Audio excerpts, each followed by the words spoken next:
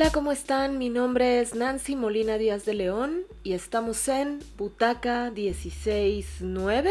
Nuevamente aquí con Gaby Vilchis. ¿Cómo estás, Gaby? Hola, bien y de buenas. Saludos a todos los que nos escuchan. Y por supuesto con nuestro queridísimo productor Donovan Arteaga. ¿Cómo te encuentras, Donovan? ¿Cómo estás? Muy contento de estar aquí otra vez con ustedes. Y bueno, pues hoy vamos a hacer un programa que ya le tenía yo muchas ganas. Y también es un programa que ya me han pedido bastantes de nuestros podcast escuchas. Y es hablar, visitar un poco la filmografía de este director muy prolífico, pero sobre todo muy joven, que es Wes Anderson. ¿Y quién es Wes Anderson? Bueno, Wes Anderson, además de ser un director muy joven, es un director que hace básicamente cine clásico, un cine con una estructura que en realidad no se sale tanto del molde tradicional. Sin embargo, que es un director que tiene un estilo cinematográfico muy particular.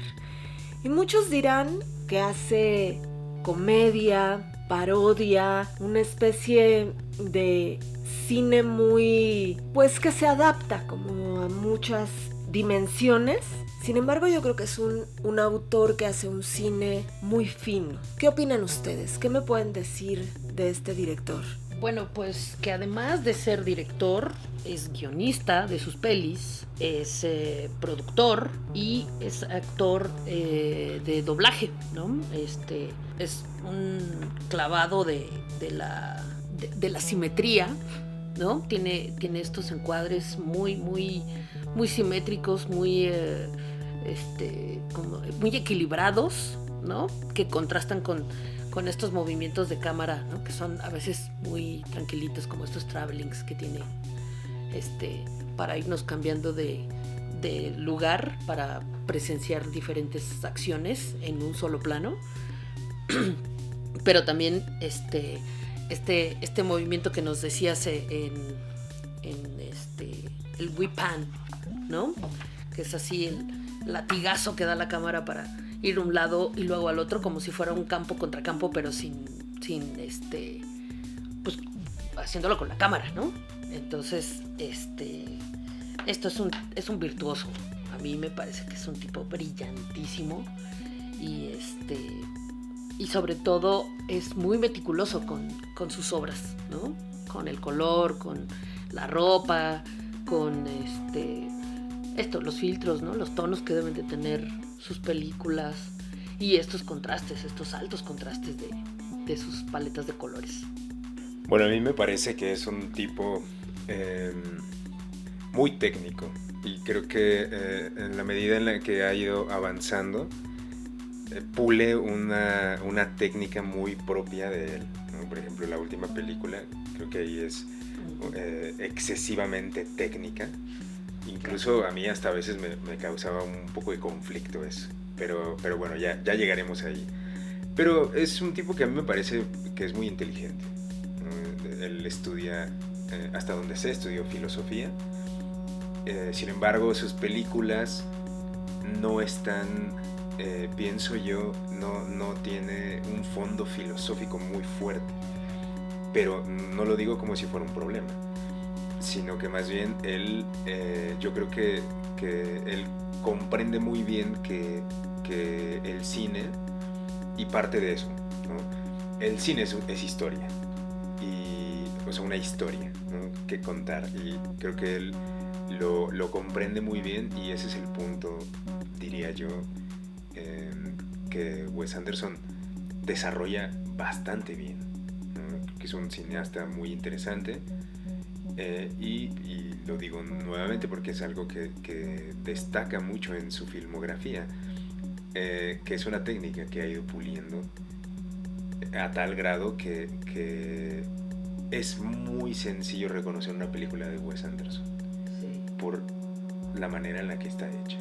Sí, es un cineasta que ha pulido muchísimo su estilo y tiene una muy vasta filmografía.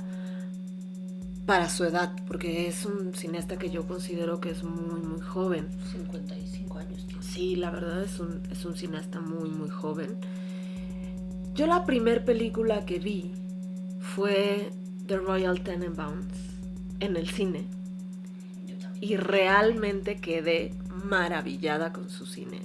Sobre todo porque se me hace una comedia muy fina.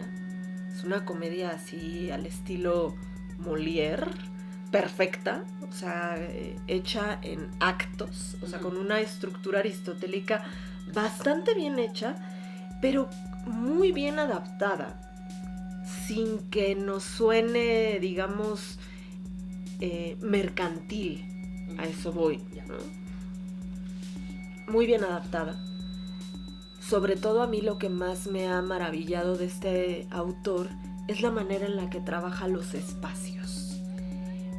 No solo a nivel composición, que en efecto, como bien mencionas, Gaby, es un maestro de la simetría, de la composición, del balance de colores, pero cómo lleva todo esto al espacio. Todos los personajes que hace o que compone, el que dibuja dentro de sus historias como buen guionista que es, los lleva a un espacio determinado. Tenemos una película en el barco, una película en el campamento, una película en la escuela, una película en el hotel, una película en determinados espacios, en un tren, exacto. Y esta película, por ejemplo, de The Royal Tenenbaums, pues es la película de una familia en su casa. Y entonces vemos cómo esta familia disfuncional, pero que además tiene un toque increíble, ¿no? O sea, porque lo hace de una forma muy caricaturesca. Me encanta la forma en la que no cambia de ropa a los personajes. Claro. Los personajes utilizan el mismo vestuario, porque es algo muy característico de estos personajes, a excepción de ciertos momentos como cuando la señora Tenenbaum se casa. En la boda, pues ahí ya trae el vestido de novia, que tampoco es un vestido de novia. Y además todos traen la misma corbata.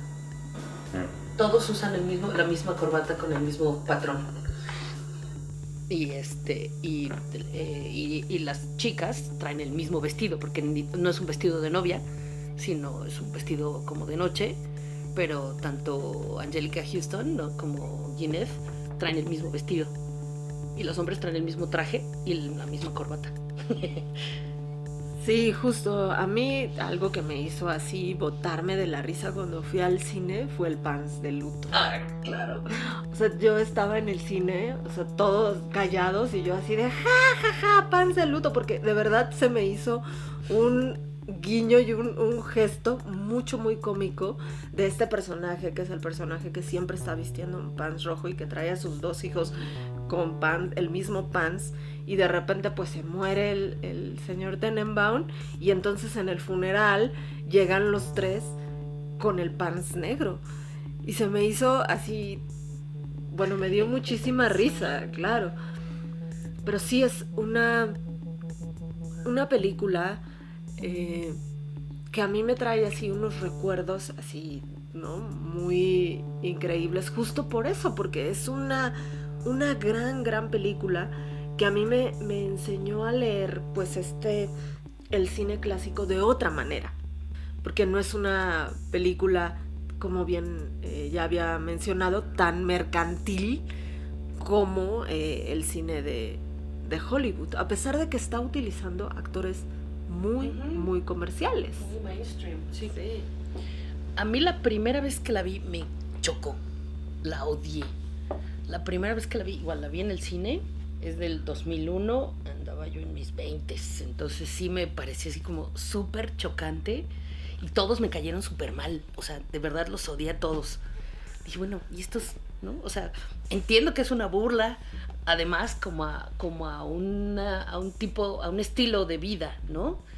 Y también se refleja, por ejemplo, en los taxis, ¿no? Todos son gypsy taxis, están parchados, oxidados, todos cuchos, no son como el yellow cab que vemos en las pelis, ¿no? O sea, es una burla, es una constante ironía, ¿no? Pero en ese momento no me entró así y ahora que la volví a ver la disfruté mucho. Pero sí, en un primer momento los odié a todos, así, me parecieron insufribles, ¿no?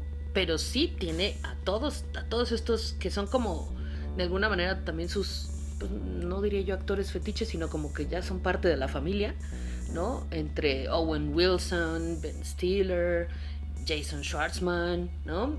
Bill Murray también. Gene Hackman, Bill Murray, salen todas, ¿no? Así poquito, pero salen todas. Después se fue agregando, bueno, Gwyneth, ¿no? Luego Scarlett Johansson, Angelica Houston, que también está en The Darjeeling Limited, ¿no? Y así, o sea, son además estas estrellas que hacen cine, pues súper comercial, ¿no? Pero que acá tienen otro registro y eso me parece genial de Wes Anderson, que es muy bueno también para la dirección de actores.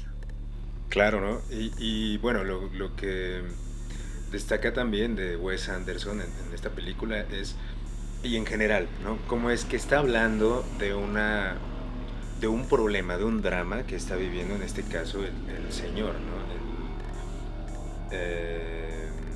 Royal, que pierde a su familia. O sea, es una tragedia. Uh-huh. Pero está contada de una manera cómica. Por ejemplo, esta escena que mencionas, ¿no? Del funeral. Es un funeral y hay elementos cómicos ahí. Y creo que lo hace muy bien, de una manera muy creativa. Y que justamente, o sea, así como es obsesivo en detalles de simetría y todo esto, yo creo que también en estos detalles pequeños, que cuando uno vuelve a ver la película, los encuentra. Y cada vez que uno ve la película va encontrando nuevos detalles que a lo mejor en una primera vista pues pasan ahí, ¿no? Uno no los ve.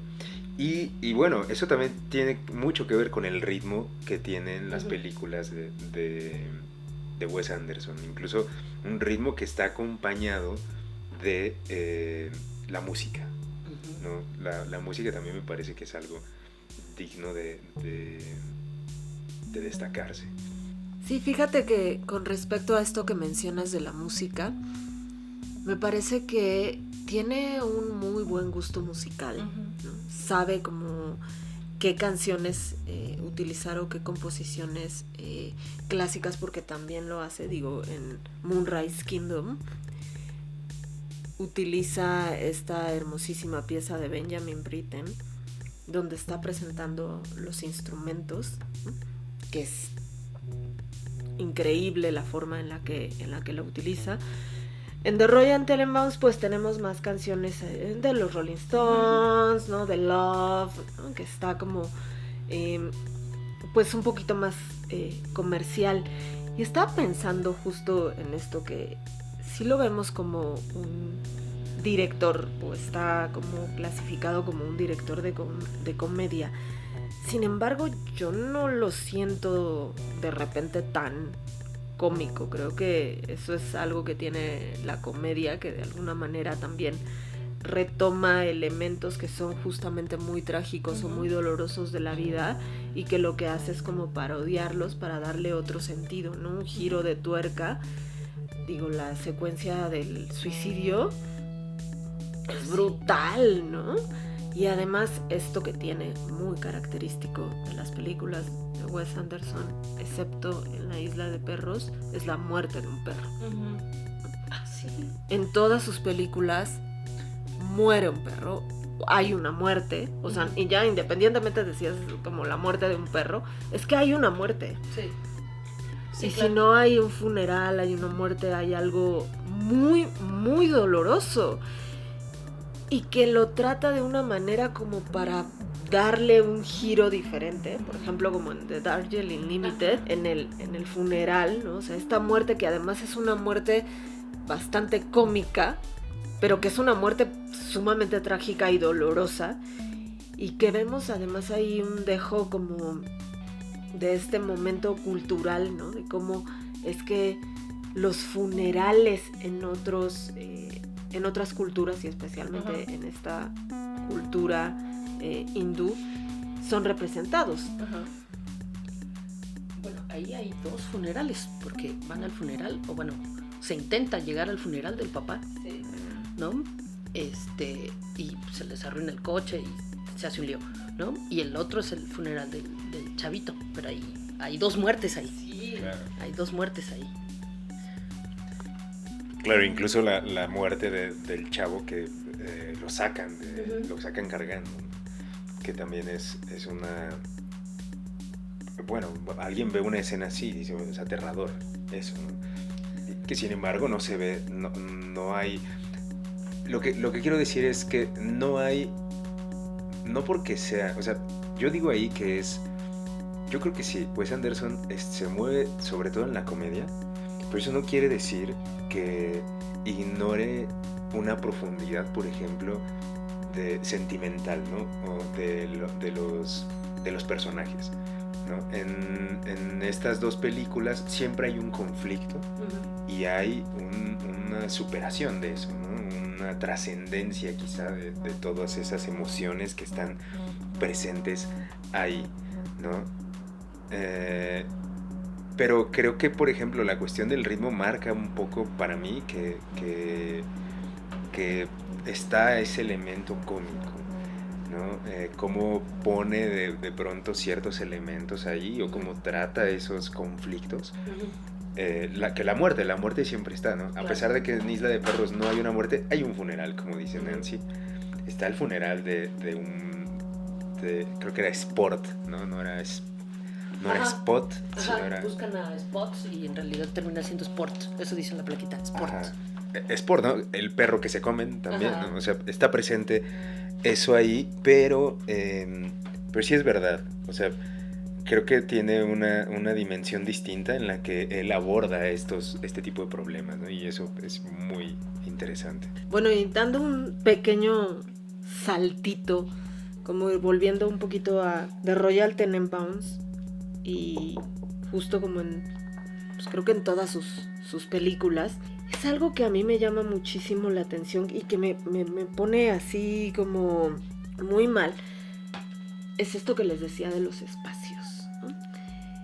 Cómo todos y cada uno de los espacios están diseñados cuidadosamente a nivel color y además a nivel elementos que componen la narrativa.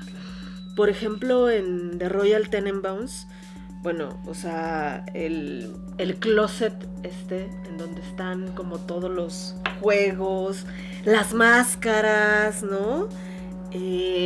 Algo que me encanta, bueno, es el dedo del personaje de Gwyneth Paltrow, claro. que pierde el dedo y nos cuentan como la historia, y entonces pues hay un guante sin dedo. que no tiene dedo, ¿no?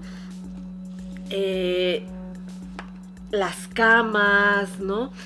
Bueno, o sea, todo el espacio, como la casa, en estos niveles, ¿no? De la casa, el águila, los gogles, el microscopio, bueno, todas y cada uno de los elementos. Y si se fijan, por ejemplo, cuando pasamos a Moonrise Kingdom, la entrada de la película, o sea, todo este primer preludio de la película, que es la parte de los créditos, hace justamente un traveling con cada uno de los elementos que van a ir apareciendo durante toda la película, que son el tocadiscos, las pilas, los binoculares, las cartas, todo absolutamente lo que está o vemos a lo largo de la cinta aparecen en un principio de la película. Y si vemos las películas de Wes Anderson meticulosamente, es decir, así casi cuadro por cuadro, vamos a ver que hay uno de esos objetos que están ahí en determinado momento y que dices, claro, es que aquí está esto por determinada cosa, ¿no? A mí, bueno, no sé, se me ocurrió mirando nuevamente a Wes Anderson, se me ocurrió esta idea de qué tal que en Moonrise Kingdom esto es como una historia, una continuación o una, no sé, o una historia alternativa como del romance del personaje de Gwyneth con el tenista, ¿no? Porque además están... Con Luke Wilson. Con Luke Wilson, exacto, donde están en su casa de campaña, ¿no? Y se escapan al museo y pasan ahí la noche, comparten el saco de dormir, ¿no? Entonces se me ocurría que podría ser como una historia alterna de estos dos, ¿no? Como en otro momento de su juventud, no sé, ¿no? Porque además tienen los mismos tonos, ¿no? Como el atuendo de Gwyneth así, en ocres y amarillos, y el otro que usa siempre su trajecito beige y su cinta en la cabeza, ¿no? Pero además pues el chavito es un scout, ¿no? Entonces se me hacía como que podría ser un guiño a una historia alternativa de estos dos. No sé, se me ocurrió. Fíjate, yo no lo había pensado, pero sí hay muchas películas de Wes Anderson que están conectadas, ¿no? Por ejemplo, con el cortito que está antes de Darjeeling Limited, que es pues sí, este pequeño corto que después se conecta con el Hotel Budapest, ¿no? Y así, o sea, lo va haciendo. Y creo que todo eso, y no hemos llegado todavía, pero lo vamos a hablar más adelante, porque ahorita es como una de las películas que más me ha volado la cabeza, que es Asteroid City, que creo que tiene como todas esas capas justamente de la composición, ¿no? Si yo quisiera regresar un poco a la cuestión del espacio que mencionas, Nancy. Creo que aquí también podríamos hablar de cómo es que Wes Anderson relaciona muy notablemente al cine con el teatro, por ejemplo, y con la literatura, ¿no? Cómo está contada la gran mayoría de sus películas, si no es que todas, está dividida en capítulos, ¿no? Incluso estas, por ejemplo, creo que es en Hotel Budapest y en The Royal Tenenbaums aparecen como si fuera un libro. Y en el de Mr. Fox también, ¿no? Que está inspirado en un libro. O sea, siempre está presente esto. Y en el teatro, incluso cómo es que se coloca la cámara, también eso tiene que ver con estas interrelaciones entre cine, teatro, literatura, incluso música. Por ejemplo, música, un detalle muy bonito, cómo es que incluso los sonidos, por ejemplo, estoy pensando en el Hotel Budapest, cuando están escapando y se suben a un teleférico, creo, ¿no? El rechinido del teleférico coincide con la canción, ¿no? Con la música. Entonces, ese tipo de detalles a mí me parecen muy, muy, muy agradables. Y que, bueno, con lo que dices, Gaby, pues seguro que sí, ¿no? Seguro que sí lo pensó desde una conexión. O sea, en un universo Wes Anderson, ¿no? Un universo paralelo o alternativo, ¿no? Para que pudieran concretar su amor, estos dos, ¿no? Desde chavitos, porque además no, como que no se habían dado ese chance, ¿no? Esa película a mí me encanta, se me hace una de las películas más tiernas, iluminadoras, inocentes, hermosa, ¿no? Sí. Me gusta muchísimo que la película está como en este espacio, en esta pequeña isla, ¿no? Y que todo está relacionado con el clima, por ejemplo. O sea, la narrativa va de acuerdo al clima. El tiempo también, ¿no? Que está situada en los años 60. ¿No? Y que por eso es que vemos ahí el tocadiscos. Es una película muy análoga. Una película extremadamente análoga de dos niños, pues inocentes, adolescentes, que se escapan para concretar su amor, y de esta niña rebelde que se da cuenta que su mamá, bueno, porque además todas las películas de Wes Anderson hay una infidelidad, hay mentiras, o sea, hay cosas que son muy propias de lo humano.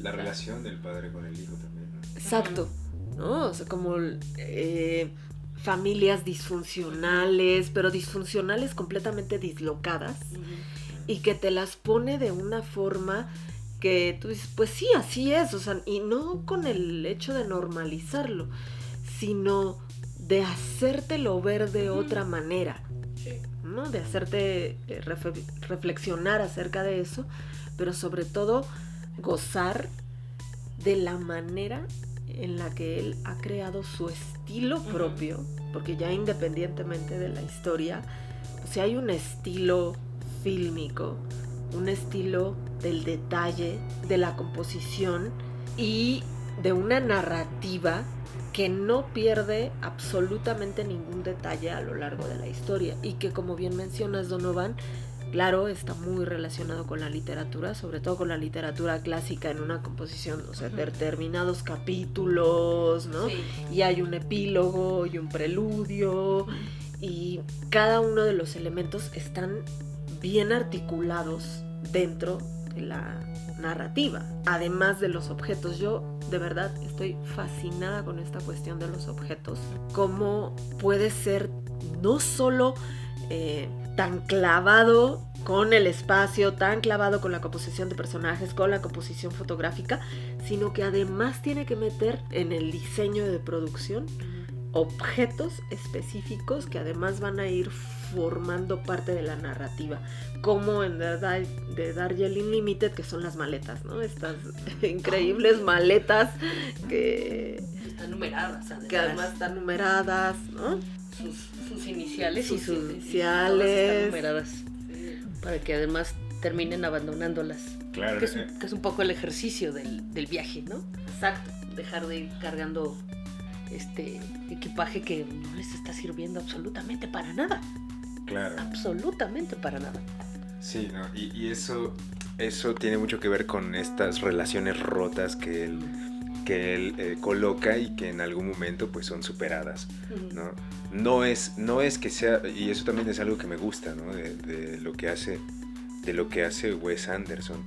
Son superadas, pero no de una manera romántica, sino de una manera pues natural, espontánea, y que bueno, que a final de cuentas lo podemos ver, por ejemplo, en este momento del abandono de las maletas, ¿no? Que es además una escena muy memorable. Cómo es que de pronto van corriendo y arrojan las maletas, ¿no? Porque alguien dice una frase, algo así como, y las maletas de papá se perdieron, o una cosa así, ¿no? Que además eran su herencia, ¿no? Sí, y se despojan de eso, y de una relación que está quebrada entre los hermanos, que no se tienen confianza, pues terminan de cierta manera liberándose de esa carga que bien lo podrían representar las maletas, ¿no? Sí, The Darjeeling Limited es una película que a mí me ha hecho obsesionarme con los trenes. Como Sheldon Cooper. De verdad, sobre todo por esta cuestión del viaje, ¿no? Claro. Que es como, pues a lo largo de tu vida, pues es un viaje, ¿no? Y tú invitas a determinadas personas a viajar contigo, ¿no? Y pues hay como todo un ejercicio de aprendizaje, porque además es una película que en cierto sentido hay un crecimiento humano dentro de cada uno de los personajes. Aquí tenemos tres hermanos, ¿no? Tres hermanos que tienen conflictos, porque además tienen conflictos verdaderamente terribles, como en todas y cada uno. Les digo que son familias completamente disfuncionales, tocadas por la muerte, y vemos pues todos estos vicios humanos, como la traición, el abandono, el dolor, ¿no? Vemos cosas que son terribles, pero que Wes Anderson te los pone ahí de una manera que te hacen reír. A mí me hace reír de nervios, porque de verdad sí me mueve, ¿no?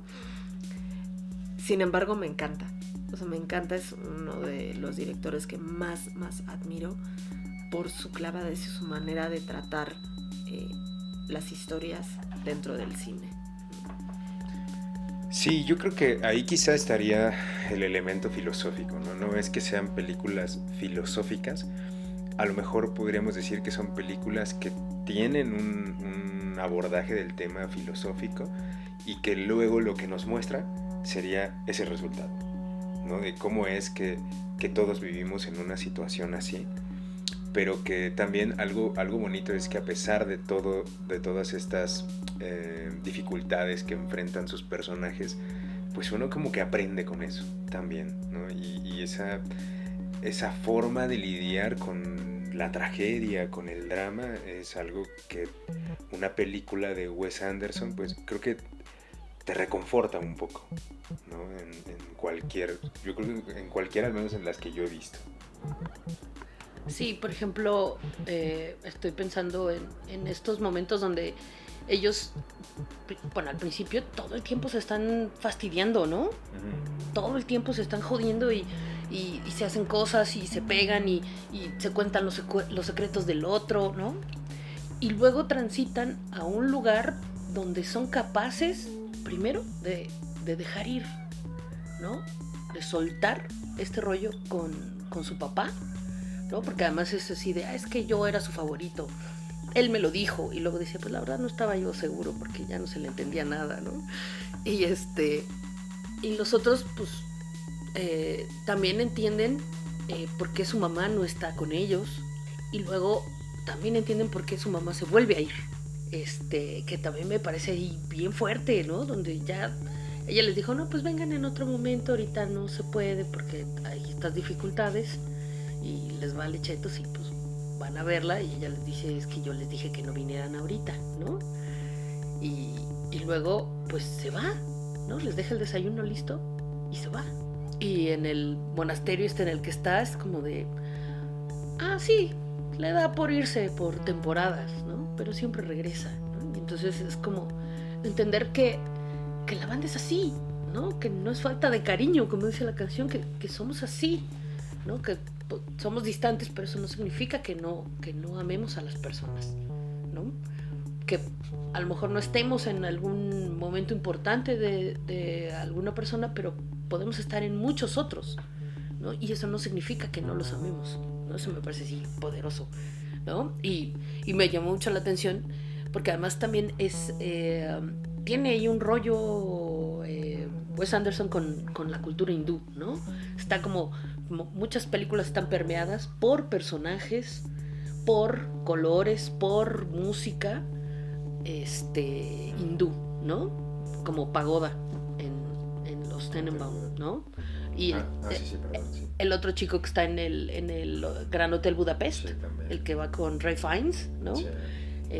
Y además él está también en Asteroid City, ¿no? Uh-huh. Entonces ahí tiene una fijación con la cultura, y me gustó mucho, claro. Por ejemplo, también como pues Anjelica Huston está en un lugar de viudas en la India y lleva su traje de luto, que es el blanco, ¿no? En contraste con los occidentales, que es negro, ¿no? Los hindúes siempre van de blanco en sus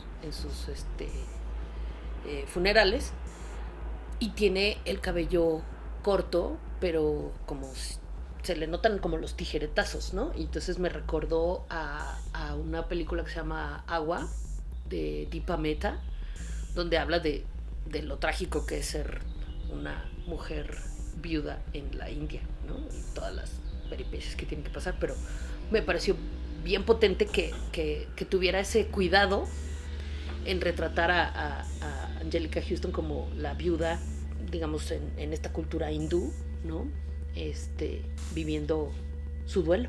Y que ahora que mencionas a Pagoda, creo que también esa es otra cosa que tendríamos que mencionar de Wes Anderson, porque aparecen personajes ahí ocasionales, porque son muy interesantes, ¿no?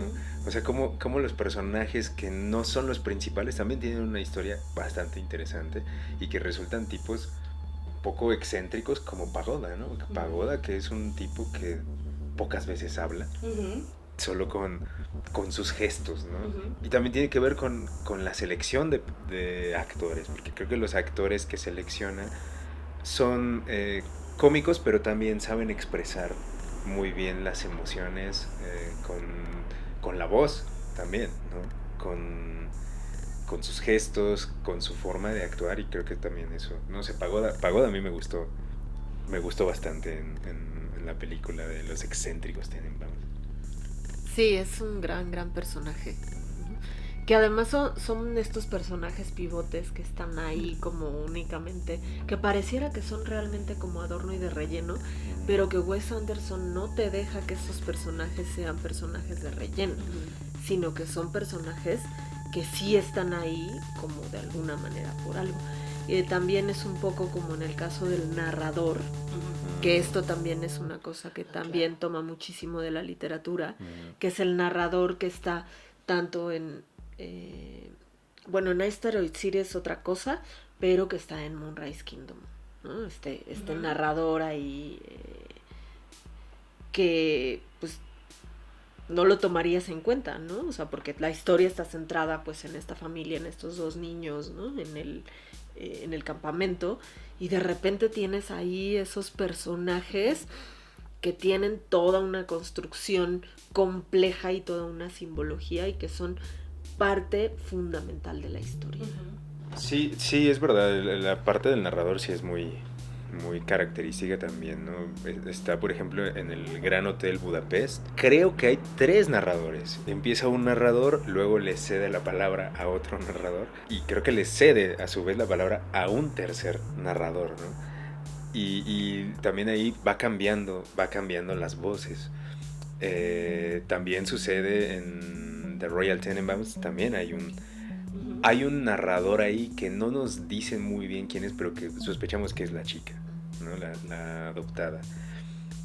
Y bueno, en Asteroid City, como ya mencioné, ya nos vamos a meter también. Lo has amenazado ya varias veces, Nancy. Está ahí también que es este tipo, Bryan Cranston. sí, ¿no? Es el que está ahí llevando una especie de narración, pero que lo confunde muy bien Wes Anderson. Bueno, en el fantástico Zorro también, ¿no? Mr. Fox. Sí, es muy importante la cuestión del narrador, como bien lo mencionas, Nancy. Pues ya que estamos ahí, yo no quería saltarme estas... ¿A Asteroid City? Sí, yo no quería saltarme a Asteroid City, quería como... Bueno, vamos antes, porque creo que sí es que creo que sí hay un gran cambio. Quizá vayamos a Isla de Perros o a estas animaciones. Sí, justo quería como llegar primero a las animaciones, ¿no? Como porque algo que es fundamental de la filmografía de Wes Anderson son sus animaciones. O sea, ya lo vimos en una estructura perfecta, en una composición de color sublime, haciendo gran alarde de su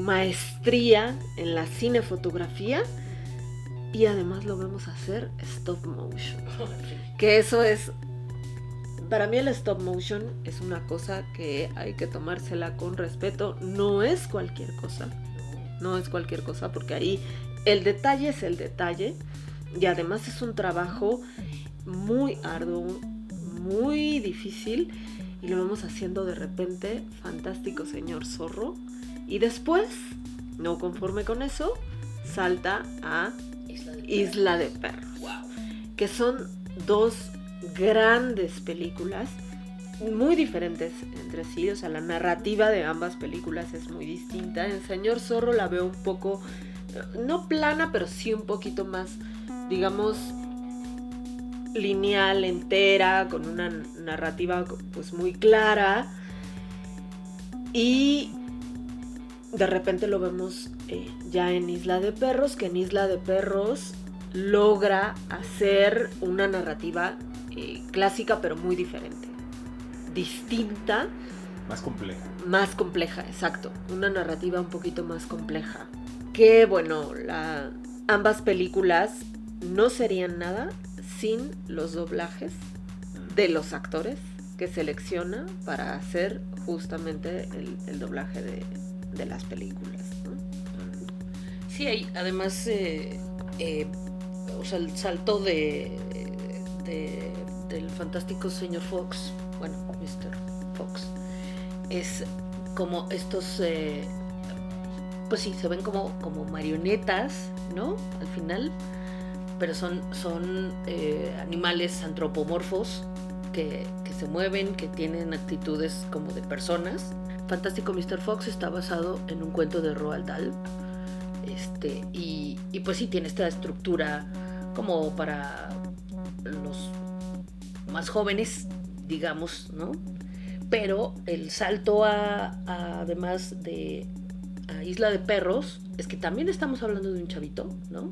De Atari, y que sí tiene una composición más compleja, ¿no? Como esto que decías, los episodios, ¿no? El preludio, el prólogo, todo esto, ¿no? El epílogo. Y además el nivel de la animación, o sea, creo que sí en Mr. Fox se ven un poquito planitos al moverse y todo, pero lo que los hace crecer muchísimo es lo que dices, o sea, el doblaje es impresionante. Pero en Isla de Perros, lo delicado que es el manejo de la animación desde el inicio, ¿no? Estamos viendo a alguien que prende una lucecita y luego camina a través de un pórtico y se le mueve, se ve el movimiento de su túnica, ¿no? Y todo eso está registrado cuadro por cuadro, me parece así magistral, ¿no? Y todos los demás atuendos, porque además, pues, entre que son samuráis y no sé qué, cómo se les mueve la ropa, me parece una cosa así espectacular, ¿no? El detalle, el cuidado que tiene para eso, además de todos estos elementos, ¿no? Por ejemplo, la onda de las peleas de los perros, que se hacen así como una nube, ¿no? Como si fuera una polvareda. Pues muy de caricatura, ¿no? Claro. Muy de caricatura. Muy de caricatura, sí, muy de manga además, ¿no? De manga japonés. Y hay, por ejemplo, videos en la red de cómo fueron hechas esas escenas. Y es una maraña así como de algodón industrial, ¿no? O de guata, de lo que están rellenos los cojines.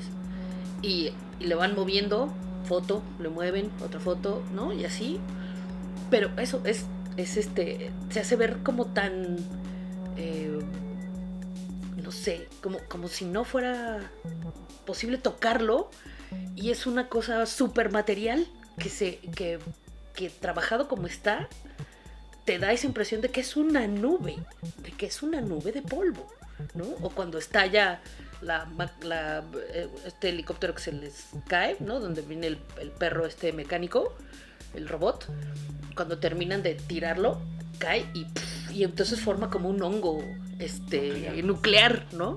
Y ese hongo también está hecho con ese mismo material, ¿no? Pero está iluminado por dentro y una cosa así muy sofisticada, pero que te deja así de wow.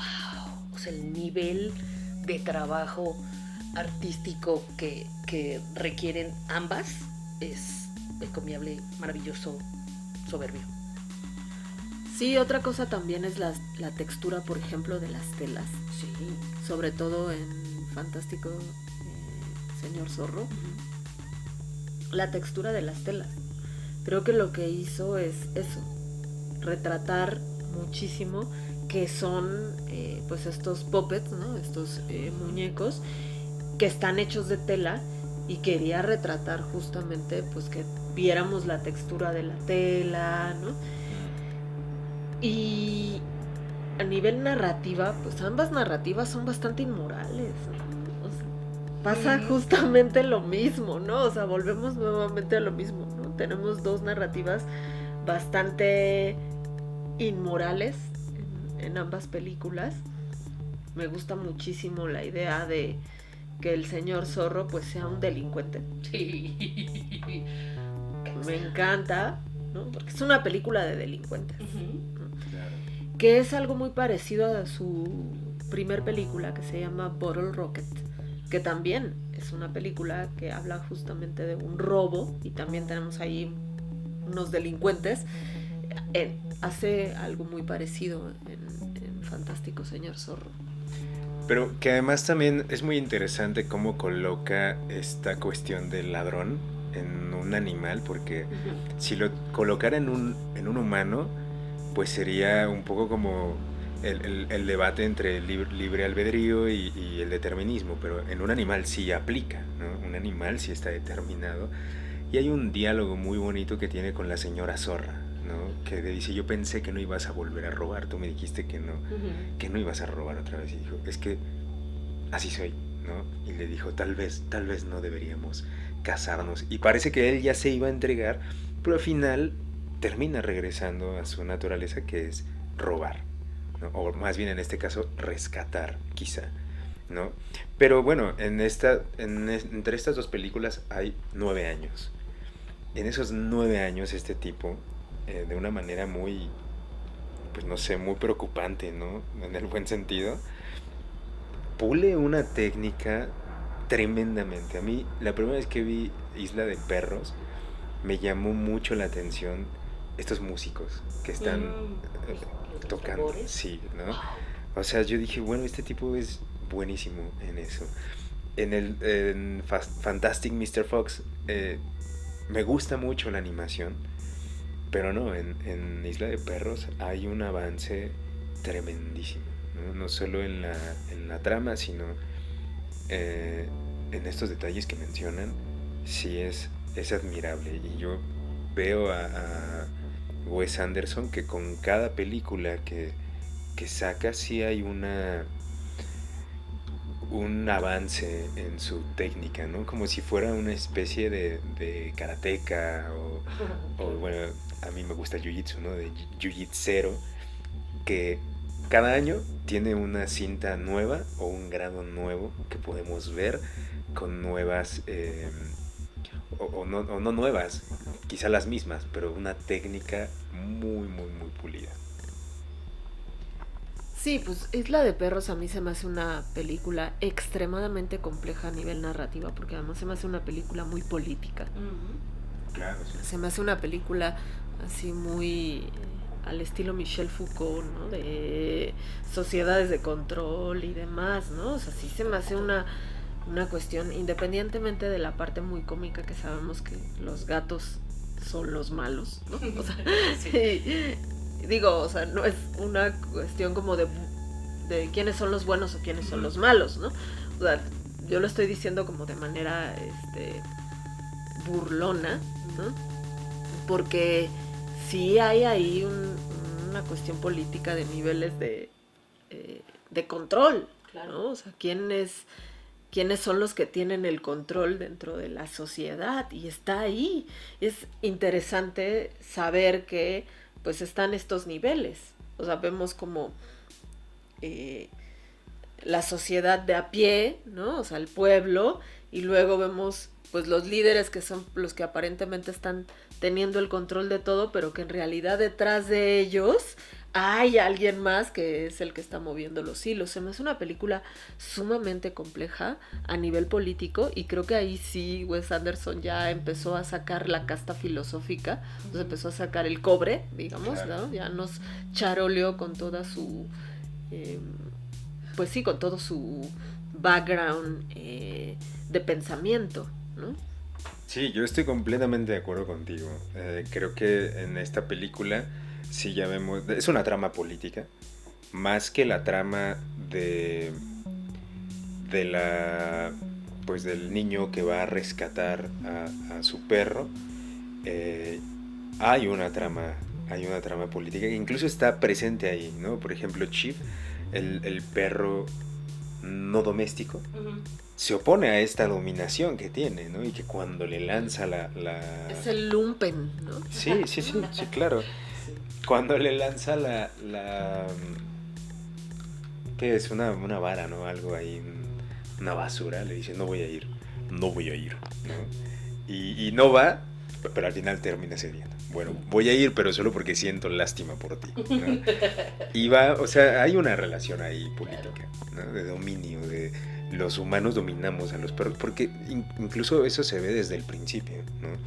Los perros eran libres hasta que hicieron una alianza con los humanos y pues terminaron por ser sus mascotas, ¿no? Y este perro le dices, no somos mascotas, no somos perros salvajes y no sé qué, ¿no? O sea, está presente siempre ese elemento de la dominación. Sí, yo estoy de acuerdo, aquí ya empieza a haber una superación de la técnica, de cómo mete Wes Anderson temas políticos, filosóficos y no tanto una historia bien contada, ¿no?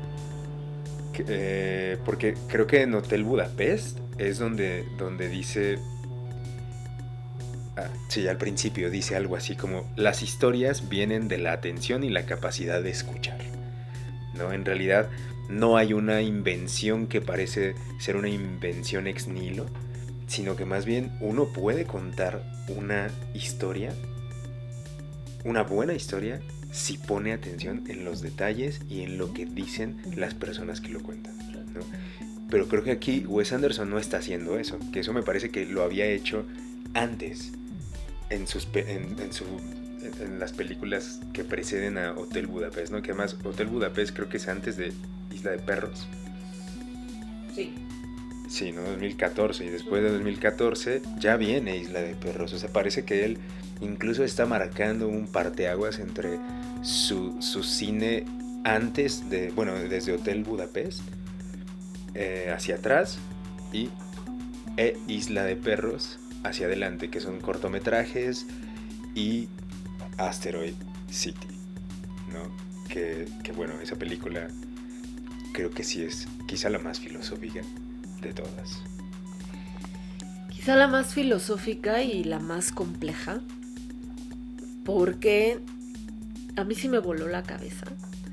Me voló la cabeza porque aquí sí encuentro un poco más ya esa relación entre la literatura y el cine, sobre todo por la cuestión de los niveles de la diégesis, ¿no? Que es, sabemos que tenemos pues una narrativa, ¿no? Que está compuesta como una diégesis, y hay narradores y diferentes niveles de diégesis. Y entonces vemos aquí la historia que está siendo contada a través de la historia, por la historia, y vemos todas estas capas, ¿no? Uh-huh. De estos niveles, uh-huh, de diferentes narrativas. Está el narrador que te está contando cómo el escritor está teniendo una relación con su personaje, y luego vemos otro nivel que es el nivel cómo se está filmando además la película, y además está el nivel de la película, y te lo pone todo en diferentes momentos, además de la composición, que además digo a nivel técnico, pues Wes Anderson aquí es la segunda vez, ¿no?, que mete una línea en blanco y negro, porque lo hizo también en The French Dispatch. Uh-huh. Sí. ¿No? Que ahí fue la primera vez que yo vi algo en blanco y negro de Wes Anderson, y fue así como de, también, pero... En Hotel Budapest también está. ¿Sí? No me acordaba. Al final, justo también curiosamente, cuando llegan, creo que son los nazis, ¿no? También en la segunda ocasión, y ya es cuando termina muriendo el hotelero, ¿no? El concierge. Ahí también, pero es solo esa parte, también se pone en blanco y negro, pero sí son muy pocas, como dices. Sí, no, pero aquí creo que a nivel a diferencia de en la película anterior, que es The French Dispatch, creo que aquí sí ya logró como darle un sentido al por qué el cambio del color, ¿no? Que vemos además la narrativa de la película en un filtro de color que se nota, así que sí es mucho más artificial, ¿no? Creo. Sí, es un amarillo ahí chillante, poderosísimo, que ya lo habíamos visto en Moonrise Kingdom, sí. Pero este es un amarillo así que además es cegador, ¿no? Porque estamos en el desierto y pues no hay ni una sola nube, ¿no? En sus decorados. Pero Además, los colores aquí sí se ven más pastelosos. Sí, mucho más. Creo que en Moonrise Kingdom está más tirándose a los ocres, pero se ve más natural. Sí. O sea, sí hay una composición a nivel vestuario y con ciertos contrastes con naranjas, algunos rojos y algunos azules, sobre todo azules muy tenues, excepto el de los social services, que está vestida completamente de este azul índigo así súper fuerte. De ahí en fuera, pero todos los colores sí son más tirándole a los ocres. Pero aquí sí se ve completamente artificial el filtro, ¿no? Incluso los blancos tienen este toque así azuloso verdoso, ¿no? Sí, como pues están demasiado o se quieren ver demasiado perfectos, ¿no? Como si tuvieran esta intención de ser también un poco fueran inocuos, ¿no? Como si esa fuera la intención, que fueran inocuos. Sí, bueno, por ejemplo, en Gran Hotel Budapest también hay colores, pero no, muchos colores muy llamativos, pero no a este nivel de Asteroid City, ¿no? Asteroid City me parece que es una película muy excesiva. O sea, todo, absolutamente todo, por ejemplo, el movimiento de las cámaras también. Aquí vemos una técnica tremenda de eso, ¿no? De cómo se va moviendo la cámara, esta cuestión teatral que siempre la estamos viendo, ¿no? Que además también tiene ahí al principio menciona el narrador, dice algo así como: Asteroid City es una invención que presenta el funcionamiento interno de una producción teatral moderna. O sea, es literatura y teatro. O literatura dramática, literatura, ¿no? A final de cuentas. Y esto que mencionas tú de los niveles de la película, a mí me recordó un poco a esta película donde sale Jim Carrey, ¿cómo se llama? Que descubre que su vida... Truman Show. Ese, ¿no? Truman Show. Porque hay un momento donde sale, y además ese momento en el que sale el personaje principal, ¿no? Jason Schwartzman, ¿no? Que es Oggy Stenbach, me parece que es el personaje, ¿no? Sale y dice: es que no entiendo la obra, le dice a Schubert, ¿no? Y luego él le dice algo así como: no importa, tú sigue contando la historia, ¿no? Entonces creo que es una exageración en un buen bueno, quién sabe, eso creo que dependerá de cada quien, pero sí vemos ahí nuevamente una técnica tremendamente pulida en los movimientos de cámaras, en los colores, ¿no? Incluso en la simetría. Creo que esta película es quizá la más simétrica de todas, ¿no? Creo que no sé, ahí a mí me da miedo ver qué es lo que vamos a encontrar en la siguiente película de Wes Anderson, porque esta es una perfección tremendísima. Sí, yo creo que ya estaba como en The French Dispatch tratando de buscar esta manera de como hablar de diferentes niveles de diégesis. No creo que lo haya logrado del todo. Yo creo que fue como una película que estaba como en ese proceso. O ensayando, ¿no? O ensayando, exactamente.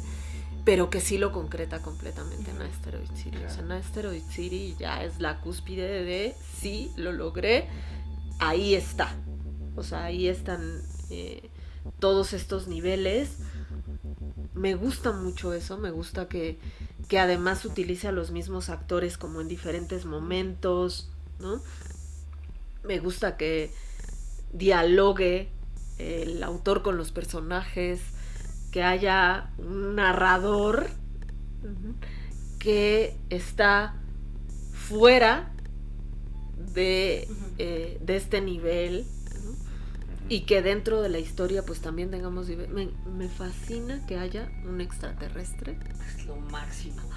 Está lo máximo el extraterrestre, ¿no? Que además posa para la cámara, ¿no? Va, recoge el meteorito y lo ven y se lo pone aquí de lado, sonríe, ¿no? Para que Jason Schwartzman, ¿no? Le tome su foto. Es maravilloso. Y además tiene, ¿no? En este manejo de la cámara y todo, es de estas pocas tomas que tiene, o bueno, no sé, yo creo que será la única que tiene la toma cenital, ¿no? Una No, es totalmente pues cenital y una nadir en el mismo espacio. Porque llega la nave y es Claro. cenital, y cuando se va la nave es nadir Claro. y la vemos desde abajo. Y es en el mismo espacio. Y esa toma no se la había visto en ningún otro lado, ¿no? O sea, esto del Wipan está pues en todos lados, y los travelings, ¿no? Y además en esta tiene además como estas secuencias un poquito más largas, ¿no? Como el de los chavitos, ¿no? Haciendo sus juegos de sí, somos unos genios y vamos a empezar, y una persona y tal personaje ¿no? Y entonces los tienen que repetir todos y es que no vamos a acabar nunca, ¿no? Somos tan brillantes, ¿no? Pero esto, ¿no? Como además en este rollo de que esta película es todo Wes Anderson desde el principio, ¿no? Entonces tenemos estos diferentes niveles, como dices tú, que están desde los Tenenbaum, ¿no? Todos guardados en un solo lugar, y luego todas estas excentricidades como las máquinas que están afuera, ¿no? Le metes dinero y te puedes comprar un terreno en Asteroid City. ¿Qué? Lo amé. ¿No? Sí, o sea, tienes una máquina que te da cigarros, la otra que te da Coca-Cola y una te da terrenos. ¿Qué? ¿No? Y luego esta tensión sexual que hay con Scarlett Johansson, ¿no? Y que le ayuda a hacer a leer su libreto, y ¿no? Es como muy no sé, muy chula, ¿no? Me parece así como, pues él está en un duelo y como que se resiste, pero como que va Scarlett Johansson y dice, pues sí, ni modo que no haga nada, ¿no? O sea, déjame tomarte una foto, ¿no? Y como que además va él juntando cosas para él, ¿no? Como en este rollo del duelo que está atravesando, ¿no? Como en Darjeeling Limited, ¿no? De ser transformado a partir del duelo, ¿no? O sea, y tiene un suegro que es insoportable, ¿no? Pero las hijas son una cosa maravillosa, así de, yo quiero ser un vampiro, yo voy a ser un vampiro, ¿no? Da miedo a esas niñas. No, la niña así de, ay, ¿quieres ser una princesa? No, voy a ser un vampiro. No, y además cuando el abuelo les dice aprendices de brujas, se enojan y dicen brujas. Claro, Somos ¿qué brujas, hablas, abuelo? ¿no? Pero que además está emulando aquí la secuencia de Shakespeare, ¿no? Cuando están haciendo el ritual, Claro, ¿no? También. Sí, y todos estos detallitos que se van sumando, ¿no? De cosas así totalmente voladas, como esto de las máquinas, ¿no? A estos momentos de que hay una conexión así bien poderosa entre personajes, ¿no? Y lo que luego te saca un poco de balance es ver a Bryan Cranston, ¿no? Narrando en blanco y negro, y luego regresas y luego vuelves al blanco y negro y luego regresas, ¿no? Y luego estamos afuera, ¿no? O sea, como que hay una ruptura como de la cuarta pared donde reflexionan sobre lo que están viviendo y pasando y esto, ¿no? Como que no les siguen como en esta búsqueda de algo, ¿no?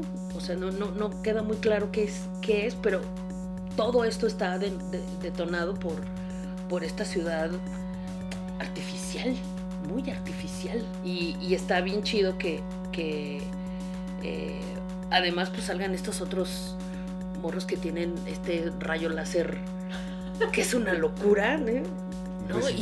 Desintegrador, o todos los militares, ¿no? O todo el speech de Tilda Swinton, porque además se volvió científica.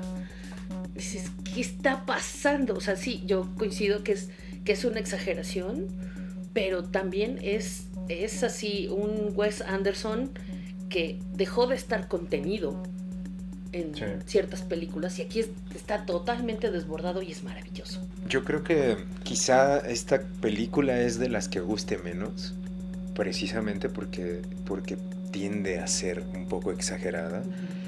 Y sí he escuchado que sí no es una película que sea muy del agrado de las personas, ¿no? En general, las que elogian más son creo que la más elogiada es la de Royal Tenenbaums, ¿no? Y esta casi no, pero yo lo que les digo, si ya la vieron y no les gustó, que la vuelvan a ver, ¿no? Creo que esta película, si la ven unas 2 o 3 veces, uno podría entenderla, quizá hasta agarrarle un mejor sabor, ¿no? Porque sí es una película un poquito complicada, diría yo, quizá la más complicada de Wes Anderson. Pasa un poco lo que pasa con Tarantino, ¿no? Que una de sus grandes películas es Érase una vez en Hollywood, y lo han hecho pomada por esa película, pero él es así, es Tarantino todo el tiempo, desbordado, y a mí me parece que es una obra maestra, ¿no? Y lo mismo pienso de Asteroid City, que es así, ¿no? La obra maestra de Wes Anderson. Cuéntenme, ¿cuál es su película favorita de Wes Anderson? A mí me gustó mucho El Gran Hotel Budapest. Yo no sé, la verdad creo que no sé, disfruté mucho, por ejemplo, el Hotel Budapest. Me gustó muchísimo, me gustó mucho también Isla de Perros. Sí, me gustó. Yo creo que es más fácil decir cuál no me gustó o cuál me gustó menos, ¿no? Porque sí me gusta mucho. Si tuviera que quedarme con una, creo que me quedaría con Isla de Perros. Y no porque sea mi favorita, sino porque fue la que más me sorprendió. La primera vez que la vi fue una sorpresa. Yo no esperaba algo tan técnico, ¿no? Bueno, además de que me gustan los perros, ¿no? Pero es una cosa que me voy más bien por la primera impresión que tuve de esa película. Me sorprendió muchísimo esa película. Pero en general creo que sí hay muchas películas de él que podrían ser favoritas. Antes de ver Asteroid City, The Darjeeling Limited es una película que me ha tocado así, bueno, me estrujó cuando la vi. Me encantó, me hizo una gran película. Le tengo un gran amor a The Royal Tenenbaums porque fue la película con la que conocí a Wes Anderson. Amo Isla de Perros, definitivamente. Creo que es como la película más compleja a nivel filosófico. O sea, como a nivel reflexión, pensamientos, y se me hace que Isla de Perros es la película, pero Asteroid City definitivamente sí me voló la cabeza. O sea, no puedo dejar de verla últimamente. Sí, de mis favoritas es el Gran Hotel Budapest, pero sin duda Isla de Perros es también así una obra sensacional. O sea, técnicamente es brillante, ¿no? Cómo acomoda todo el decorado para hacer sus travelings y para hacer todos estos movimientos de cámara a los que ya nos tiene acostumbrados, pero con marionetas. O sea, es una locura, ¿no? Y sí, también Darjeeling Limited me parece que es muy chula. Yo creo que esta es la tercera vez que la veo, pero ahora la sentí diferente. La viví diferente y me gustó mucho más. Y pues hay que recordar siempre que queramos ser un poco rebeldes, lo que dice Spot: yo muerdo. Bueno, pues esto fue Butaca 16-9. Gracias, Gaby Vilchis. Gracias a ti y a ti, querido Donovan. Gracias, Donovan Arteaga, en música y producción. No, gracias a ustedes, siempre es un placer platicar con ustedes y pensar que nos están escuchando allá y que también lo disfrutan detrás de sus aparatos. Mi nombre es Nancy Molina Díaz de León. Nos vemos en la próxima. No se olviden de darnos like, no se olviden de seguirnos.